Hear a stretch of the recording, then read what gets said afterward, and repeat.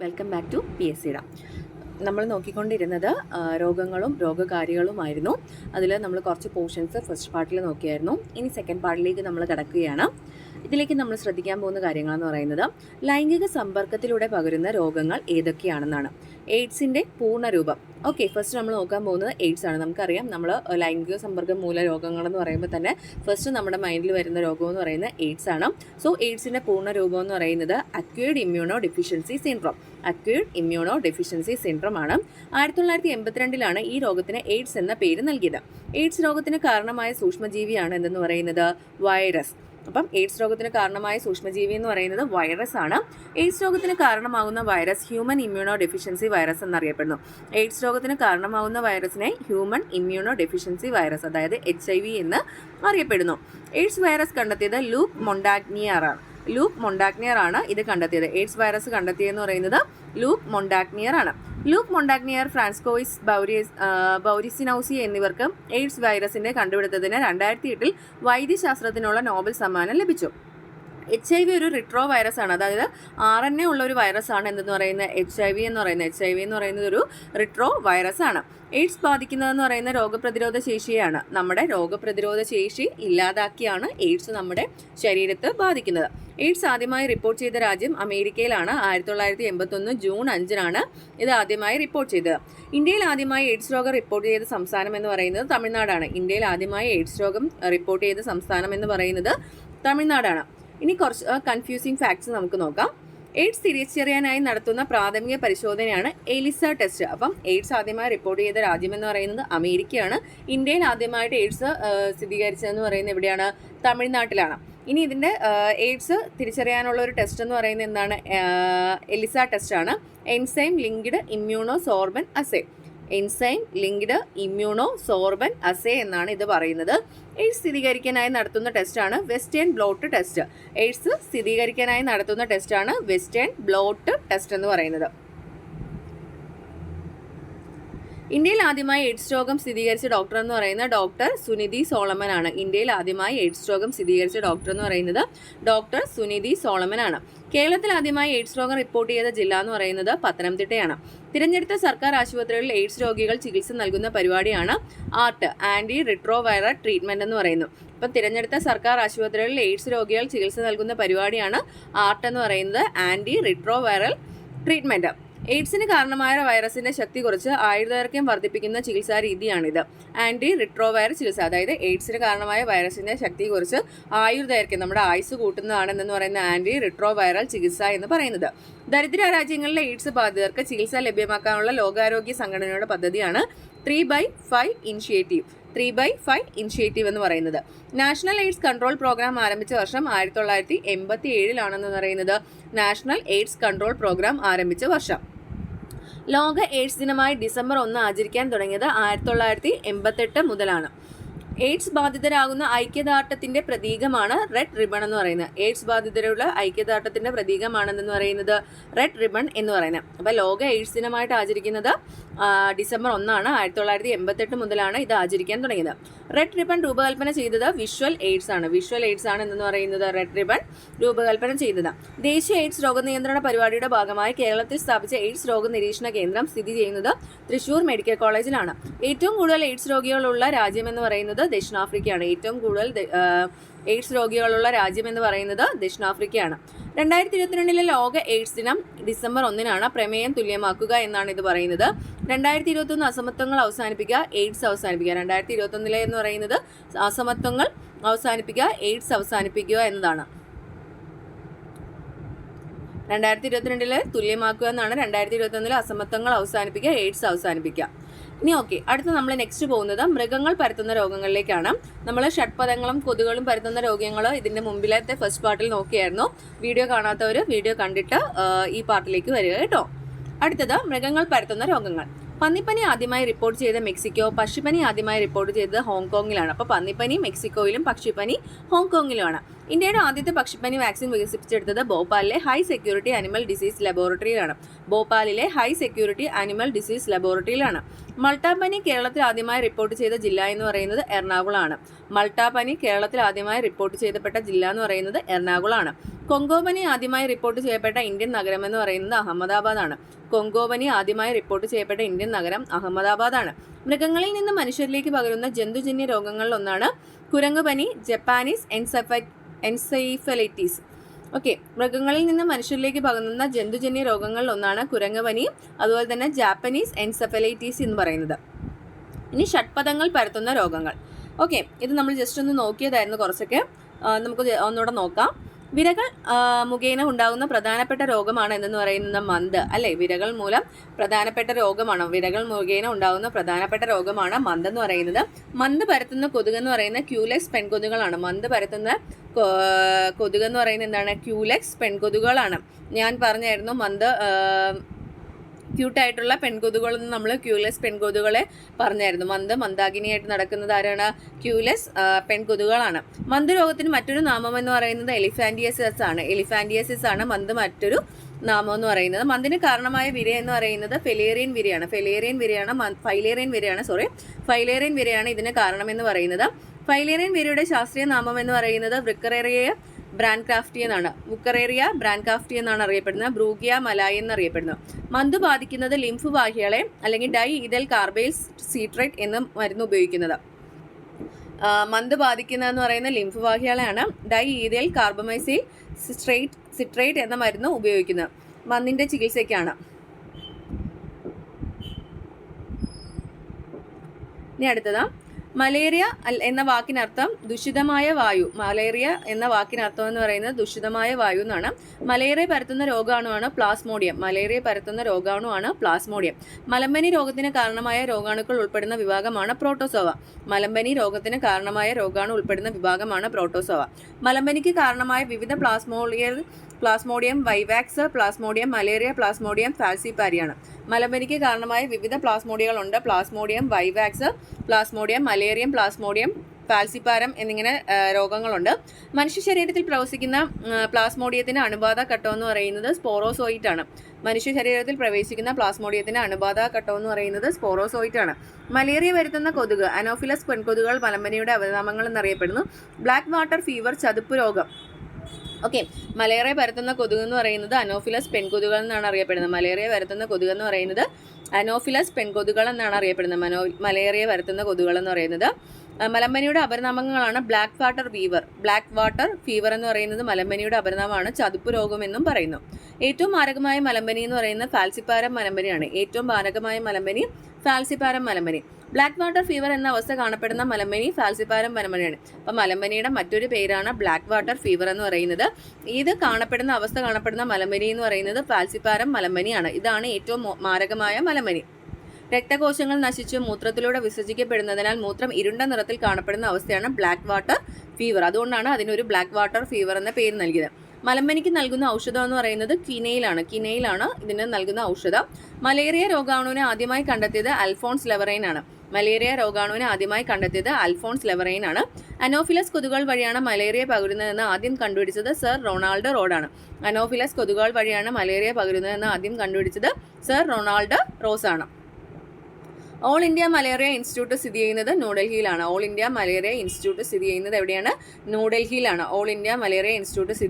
ന്യൂഡൽഹിയിലാണ്. Nipah virus രോഗം report ചെയ്ത ആദ്യ രാജ്യം എന്ന് പറയുന്നത് മലേഷ്യയാണ്. ദക്ഷിണേന്ത്യയിൽ ആദ്യമായി നിപ്പ വൈറസ് രോഗം റിപ്പോർട്ട് ചെയ്ത സംസ്ഥാനം എന്ന് പറയുന്നത് കേരളമാണ്. ഇനി നമ്മൾ നോക്കാൻ പോകുന്നത് നിപ്പ വൈറസിനെ കുറിച്ചാണ്. അപ്പം നമ്മൾ പക്ഷികൾ പരത്തുന്ന രോഗങ്ങളെക്കുറിച്ച് നമ്മൾ ഡിസ്കസ് ചെയ്തായിരുന്നു. അതിലൊരു തരത്തിലുള്ള രോഗമാണ് നിപ്പ വൈറസ് എന്ന് പറയുന്നത്. നമ്മുടെ കേരളത്തിൽ നമ്മൾ കേട്ടിട്ടുള്ള ഒരു രോഗമാണ്. ഒരിടയ്ക്ക് ഭയങ്കരമായിട്ടും നമ്മളെ പേടി വരുത്തുന്ന ഒരു രോഗമായിരുന്നു നിപ്പ വൈറസ് എന്ന് പറയുന്നത്. അതിനെക്കുറിച്ചാണ് നമ്മളിപ്പോൾ പറയാൻ പോകുന്നത്. നിപ്പ വൈറസ് രോഗം റിപ്പോർട്ട് ചെയ്ത ആദ്യ രാജ്യം എന്ന് പറയുന്നത് മലേഷ്യയായിരുന്നു. ദക്ഷിണേന്ത്യയിൽ ആദ്യമായി നിപ്പ വൈറസ് രോഗം റിപ്പോർട്ട് ചെയ്ത സംസ്ഥാനം എന്ന് പറയുന്നത് ഏതാണ്? കേരളമാണ്. കേരളത്തിൽ ആദ്യമായി കോഴിക്കോട് ജില്ലയിലാണ് നിപ്പ വൈറസ് രോഗം റിപ്പോർട്ട് ചെയ്യപ്പെട്ടത്. 2018 മെയ് 19 ഇത് റിപ്പോർട്ട് ചെയ്യപ്പെട്ടത്. മെയ് 19 ഇത് റിപ്പോർട്ട് ചെയ്തത്. നിപ്പ വൈറസ് കേരളത്തിൽ ആദ്യമായി റിപ്പോർട്ട് ചെയ്യപ്പെട്ട ജില്ല എവിടെയാണ്? കോഴിക്കോടാണ്. അപ്പോൾ കേരളത്തിലാണ് 2018 മെയ് 19 റിപ്പോർട്ട് ചെയ്തു. എവിടെയാണ്? കോഴിക്കോടാണ് ഇത് ആദ്യമായിട്ട് റിപ്പോർട്ട് ചെയ്തത്. നിപ്പ വൈറസ് പ്രതിരോധിക്കുന്നതിനായി ഉപയോഗിക്കുന്ന വാക്സിനുകളാണ് റിബാവറിനും ക്ലോറോക്യൂനും. മലമ്പനിയുടെ രോഗാണുവായ പ്ലാസ്മോഡിയത്തിന്റെ ജീവിതചക്രം കണ്ടെത്തിയത് റൊണാൾഡ് റോസ് ആണ്. മലമ്പനിയുടെ രോഗാണുവായ പ്ലാസ്മോഡിയത്തിന്റെ ജീവിതചക്രം കണ്ടെത്തിയത് റൊണാൾഡ് റോസ് ആണ്. വൈദ്യശാസ്ത്രത്തിനുള്ള നോബൽ സമ്മാനം ലഭിച്ചു. ആദ്യമായി ചിക്കൻ ഗുനിയ റിപ്പോർട്ട് ചെയ്ത ടാൻസാനിയയാണ്. ചിക്കൻ ഗുനിയ എന്ന വാക്കിനർത്ഥം വളഞ്ഞു നിൽക്കുക. ചിക്കൻ ഗുനിയ എന്ന വാക്കിനർത്ഥം വളഞ്ഞു നിൽക്കുക. മനുഷ്യ ശരീരത്തിലെ ബാഹ്യപരാധം എന്ന് പറയുന്നത് എന്താണ്? പെയിൻ ആണ്. മനുഷ്യ ശരീരത്തിലെ ബാഹ്യപരാധം എന്ന് പറയുന്നത് പെയിൻ ആണ്. വെസ്റ്റ് നൈൽ പനിയുടെ രോഗകാരി എന്ന് പറയുന്നത് എന്താണ്? West Nile virus. ആ പേരിൽ തന്നെ ഉണ്ട്. വെസ്റ്റ് നൈൽ പനിയുടേത് വെസ്റ്റ് നൈൽ വൈറസ് ആണ്. വെസ്റ്റ് നൈൽ പനി പരത്തുന്നത് ക്യൂലെസ് കൊതുകുകളാണ് ഇതും പരത്തുന്നത്. ലോകാരോഗ്യ സംഘടനയുടെ ആദരം ലഭിച്ച മലയാളി നേഴ്സാണ് ലിനി പുതുശ്ശേരി. അതാണ് നമുക്കറിയായിരുന്നു, നിപ്പ വൈറസ് വന്ന സമയത്ത് ഒരു പേഷ്യന്റിനെ രക്ഷിക്കാനായിട്ട് സ്വന്തം ജീവൻ വരെ നഷ്ടപ്പെടുത്തിയ നേഴ്സായിരുന്നു ലിനി പുതുശ്ശേരി എന്ന് പറയുന്നത്. നിപ്പ വൈറസ് ബാധ കണ്ടെത്തുന്നതിന് ബഹുമാനാർത്ഥം കേരള സർക്കാരിന്റെ പ്രത്യേക പുരസ്കാരത്തിന് അർഹരായ ഡോക്ടറാണ് ഡോക്ടർ അനൂപ് കുമാർ എന്ന് പറയുന്നത്. നിപ്പയ്ക്ക് സമാനമായി വവ്വാലുകൾ പരത്തുന്ന മറ്റൊരു വൈറസാണ് Hendra virus. Hendra virus report ചെയ്ത ആദ്യ രാജ്യം എന്ന് പറയുന്നത് ഓസ്ട്രേലിയയാണ്. ഇനി അടുത്തത് ഹെൻഡ്ര വൈറസ് കഴിഞ്ഞ് അടുത്ത് നോക്കുന്നത് സിക്ക വൈറസ് ആണ്. 2021 കേരളത്തിൽ പുതുതായി ഉയർന്നു വന്ന രോഗമാണ് സിക്ക. സിക്ക വൈറസ് പരത്തുന്ന ആരാണ്? ഈഡിസ് കൊതുകുകളാണ് സിക്ക വൈറസ് പരത്തുന്നത് ഈഡിസ് കൊതുകുകളാണ്. ഇന്ത്യയിൽ ആദ്യമായി സിക്ക വൈറസ് സ്ഥിരീകരിക്കപ്പെട്ട നഗരം എന്ന് പറയുന്നത് അഹമ്മദാബാദ് ആണ്. ഗുജറാത്ത് രണ്ടാമത്തെ സംസ്ഥാനമാണ്. സിക്ക വൈറസ് മുഖേന മുതിർന്നവരിൽ ഉണ്ടാകുന്ന രോഗമാണ് ഗില്ലൻ ബാരി. എന്ന് പറയുന്നത്. പിന്നെ നമ്മൾ ഇന്ത്യയിൽ ആദ്യമായി പന്നിപ്പനി റിപ്പോർട്ട് ചെയ്തത് എവിടെയാണ്? ഹൈദരാബാദാണ്. പക്ഷിപ്പനി റിപ്പോർട്ട് ചെയ്തത് നന്ദാബാറാണ്. നമ്മൾ നോക്കിയായിരുന്നു, പന്നിപ്പനി ഹൈദരാബാദ്, പക്ഷിപ്പനി നന്ദാർബാർ. ഡെങ്കിപ്പനി റിപ്പോർട്ട് ചെയ്തത് കൊൽക്കത്ത. ഡെങ്കിപ്പനിയും ചിക്കൻ ഗുനിയും റിപ്പോർട്ട് ചെയ്തത് എവിടെയാണ്? കൊൽക്കത്തയിലാണ്. കൊതുകിന്റെ ആ കോയ് ഓർത്താൽ മതി. ഡെങ്കിപ്പനിയും അതുപോലെ തന്നെ ചിക്കൻ ഗുനിയും പരത്തുന്ന ആരാണ്? കൊതുകാണ്. സോ ആ കൊതുകിന്റെ ആ ഒരു വാക്ക് ഫസ്റ്റ് ലെറ്റർ ഓർത്ത് വെച്ചാൽ മതി. കൊൽക്കത്തയിലാണ് അത് റിപ്പോർട്ട് ചെയ്തത്. നിപ്പ വൈറസ് റിപ്പോർട്ട് ചെയ്ത സ്ഥലം എന്ന് പറയുന്നത് എവിടെയാണ്? സിലിഗുരിയാണ്, പശ്ചിമ ബംഗാളിൽ. പശ്ചിമ ബംഗാളിലാണ് ഇത് റിപ്പോർട്ട് ചെയ്തത്. സാർസ് റിപ്പോർട്ട് ചെയ്തത് ഗോവയിലാണ്. തൊഴിൽജന്യ രോഗങ്ങൾ. തൊഴിലിടങ്ങളിലെ സാഹചര്യവുമായി ബന്ധപ്പെട്ടുണ്ടാകുന്ന രോഗങ്ങളാണ് തൊഴിൽജന്യ രോഗങ്ങൾ. കൽക്കരി ശ്വസിക്കുന്നത് വഴി ഉണ്ടാകുന്നതാണ് ന്യൂമോകോണിയോസിസ് എന്ന് പറയുന്നത് കൽക്കരി ശ്വസിക്കുന്നത് വഴി ഉണ്ടാകുന്നതാണ്. ധാന്യങ്ങളുടെ പൊടി ശ്വസിക്കുന്ന വഴി ഉണ്ടാകുന്നതാണ് ഫാർമേഴ്സ് ലങ് എന്ന് പറയുന്നത്. പാറമടകളിൽ പണിയെടുക്കുന്നവരിൽ ഉണ്ടാകുന്ന സാധ്യതയാണ് സിലിക്കോസിസ് എന്ന് പറയുന്നത്. സിലിക്കോസിസ് എന്ന രോഗം ബാധിക്കുന്നവർ അവയവം എന്ന് പറയുന്നത് ശ്വാസകോശമാണ്. ആസ്പെറ്റോസ് ഫാക്ടറിയിൽ പണിയെടുക്കുന്നവരിൽ ഉണ്ടാകുന്ന സാധ്യതയുള്ള രോഗമാണ് ആസ്പെറ്റോസിസ് എന്ന് പറയുന്നത്. ആ പേരുകളിൽ തന്നെ നമുക്ക് ആ രോഗങ്ങൾ നമുക്ക് മനസ്സിലാക്കാൻ പറ്റും. അതായത് കൽക്കരി എന്ന് പറയുന്ന ന്യൂമോകോണിയോസിസ്, ധാന്യങ്ങളുടെ ഫാർമേഴ്സ് ആയതുകൊണ്ട് തന്നെ അവർക്ക് ഫാർമേഴ്സ് ലങ് എന്ന് പറയുന്നുണ്ട്. പാറമടകളിൽ കൊള്ളുന്ന സിലിക്കോൺ ആണ്, അതുകൊണ്ട് തന്നെ സിലിക്കോസിസ് എന്നറിയപ്പെടുന്നു. ആസ്പെറ്റോസിസ് നടക്കുന്നവർക്ക് ആസ്പെറ്റോസിസ് എന്ന് പറയുന്നു. കോഴി വളർത്തൽ കേന്ദ്രങ്ങളിൽ ജോലി ചെയ്യുന്നവരുണ്ടാകുന്ന രോഗമാണ് കാർപ്പൽ ടണൽ സിൻഡ്രം എന്ന് പറയുന്നത്. ഇനി അടുത്തത് മോസ്റ്റ് ഇമ്പോർട്ടൻറ്റ് ക്യാൻസർ ആണ്. അനിയന്ത്രിതമായി കോശവിഭജനം വഴി കോശങ്ങൾ പെരുകി ഇതര കലങ്ങളിലേക്ക് വ്യാപിക്കുന്ന രോഗാവസ്ഥയാണ് ക്യാൻസർ. ക്യാൻസറിന് കാരണമായ ജീനുകളാണ് ഓങ്കോ ജീനുകൾ എന്ന് പറയുന്നത്. ഓങ്കോ ജീനുകൾ എന്നറിയപ്പെടുന്നത്. ഓങ്കോളി ഏത് രോഗവുമായിട്ട് ബന്ധപ്പെട്ടിരിക്കുന്നു എന്ന് ചോദിച്ചാൽ ക്യാൻസറുമായിട്ട് ബന്ധപ്പെട്ടിരിക്കുന്നു. ക്യാൻസർ ബാധിക്കാത്ത ശരീരഭാഗം എന്ന് പറയുന്നത് ഹൃദയത്താണ്. രോഗനിർണയത്തിനായി കലകൾ എടുത്ത് പരിശോധിക്കുന്ന പ്രക്രിയയാണ് ബയോപ്സി എന്ന് പറയുന്നത്. എക്സ്റേ, ഗാമറേ തുടങ്ങിയ അണുവികിരണങ്ങളെ ഉപയോഗിക്കുന്ന ചികിത്സയാണ് റേഡിയേഷൻ തെറാപ്പി എന്ന് പറയുന്നത്. എപ്പിത്തീലിയയിലെ ക്യാൻസർ എന്ന് പറയുന്നത് ക്യാൻസിനോമ എന്ന് പറയുന്നു. അപ്പോൾ എക്സ്റേ, ഗാമറേ തുടങ്ങിയ അണുവികിരണങ്ങളിൽ ഉപയോഗിക്കുന്ന ചികിത്സയാണ് റേഡിയേഷൻ തെറാപ്പി എന്ന് പറയുന്നത്. എപ്പിത്തീലിയയിലെ ക്യാൻസർ എന്ന് പറയുന്നത് കാർസിനോമ എന്നറിയപ്പെടുന്നു. കാർസിനോമ ബാധിക്കുന്ന ഭാഗങ്ങൾ ത്വക്ക്, ശ്വാസകോശം, സ്തനങ്ങൾ എന്നിവയാണ്. യോജകലയെ ബാധിക്കുന്ന ക്യാൻസർ എന്ന് പറയുന്നത് സാർക്കോമയാണ്. സാർക്കോമ ബാധിക്കുന്ന ഭാഗം എന്ന് പറയുന്നത് എവിടെയാണ്? അസ്ഥിയിലാണ് സാർക്കോമ ബാധിക്കുന്ന ഭാഗം എന്ന് പറയുന്നത്. അൾട്രാവയലറ്റ് കിരണങ്ങൾ അധികമായി ഏൽക്കുന്നതെന്ന് പറയുന്ന കാരണം ത്വക്കിനുണ്ടാകുന്ന അർബുദം മാലിഗ്നറ്റ് മെലോമയാണ്. അൾട്രാവയലറ്റ് കിരണങ്ങൾ അധികമായി ഏൽക്കുന്നതിന് കാരണം ത്വക്കിനുണ്ടാകുന്ന അർബുദമാണ് മാലിഗ്നറ്റ് മെലോമ. ക്യാൻസർ ചികിത്സയ്ക്ക് ഉപയോഗിക്കുന്ന കൊബാൾട്ടിൻ്റെ ഐസോട്ടോപ്പ് എന്ന് പറയുന്നത് കൊബാൾട്ട് 60 ആണ്. ക്യാൻസർ ചികിത്സയ്ക്ക് വേണ്ടി ഉപയോഗിക്കുന്ന കൊബാൾട്ടിൻ്റെ ഐസോട്ടോപ്പ് എന്ന് പറയുന്നത് കൊബാൾട്ട് 60 ആണ്. റേഡിയോ ഐസോട്ടോപ്പുകളെ ഉൽപ്പാദിപ്പിക്കുന്ന ക്യാൻസർ രോഗനിർണയത്തിനും ചികിത്സയ്ക്കും സൈക്ലോൺ 30 എന്ന സംവിധാനം നിലവിൽ വന്ന നഗരമാണ് കൊൽക്കത്ത. ക്യാൻസറിനെതിരെ ജീൻ തെറാപ്പി വികസിപ്പിച്ചെടുത്ത ആദ്യത്തെ രാജ്യം എന്ന് പറയുന്നത് എന്താണ്? അമേരിക്കയാണ്. ക്യാൻസറിന് വേണ്ടി ജീൻ തെറാപ്പി വികസിപ്പിച്ചെടുത്ത ആദ്യത്തെ രാജ്യം എന്ന് പറയുന്നത് അമേരിക്കയാണ്. ഇനി മറ്റു രോഗങ്ങൾ. ഹാഷിമോട്ടോ എന്ന രോഗം ബാധിക്കുന്നത് തൈറോയ്ഡ് ഗ്രന്ഥിനെ. അപ്പം ഹാഷിമോട്ടോ എന്ന രോഗം ബാധിക്കുന്നത് എവിടെയാണ്? തൈറോയ്ഡ് ഗ്രന്ഥിനെയാണ്. ഫീസോഫ്രീനിയ എന്ന രോഗം ഏത് തരം രോഗമാണ്? ഫീസോഫ്രീനിയ മാനസികമായിട്ടുള്ള രോഗമാണ്. ഇനി വാദം, റുമാറ്റിസം, ആർത്രൈറ്റിസ് എന്നിവ ബാധിക്കുന്നത് അസ്ഥി സന്ധികളെയാണ്. വാദം, റുമാറ്റിസം, ആർത്രൈറ്റിസം എന്നിവ ബാധിക്കുന്നത് അസ്ഥികളെയാണ്. ഭ്രാന്തിപ്പശു രോഗത്തിന് കാരണമായതെന്ന് പറയുന്ന പ്രിയോണുകളാണ്.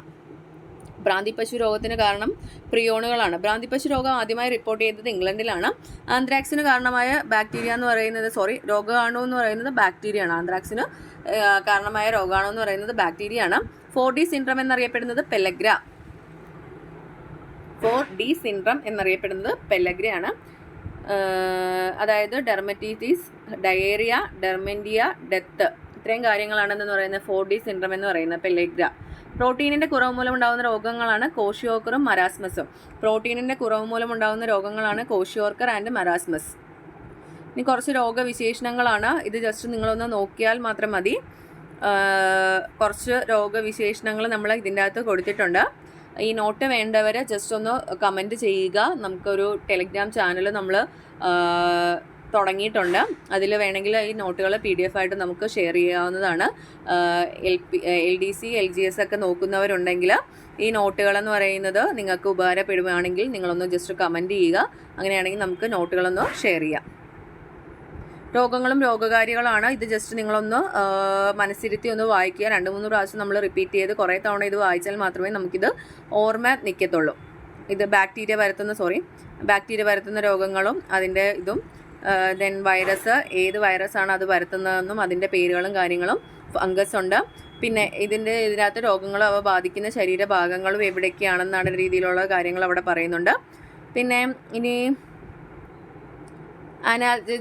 ബേസിക് ഫാക്ട്സ് കുറച്ച് പറയുന്നുണ്ട്. അനാൽജസിയ എന്ന് പറയുന്നത് വേദനയില്ലാത്ത അവസ്ഥയാണ് അനാൽജസിയ എന്ന് പറയുന്നത്. എഫാസിയ എന്ന് പറയുന്നത് സംസാരിക്കാൻ കഴിയാത്ത അവസ്ഥയാണ്. അലക്സിയ എന്ന് പറയുന്നത് വായിക്കാൻ കഴിയാത്ത അവസ്ഥയാണ്. എഗ്രാഫിയ എന്ന് പറയുന്നത് എഴുതാൻ കഴിയാത്ത അവസ്ഥയാണ്. ഡിസ്പെസിയ എന്ന് പറയുന്നത് ദഹനക്കേടാണ്.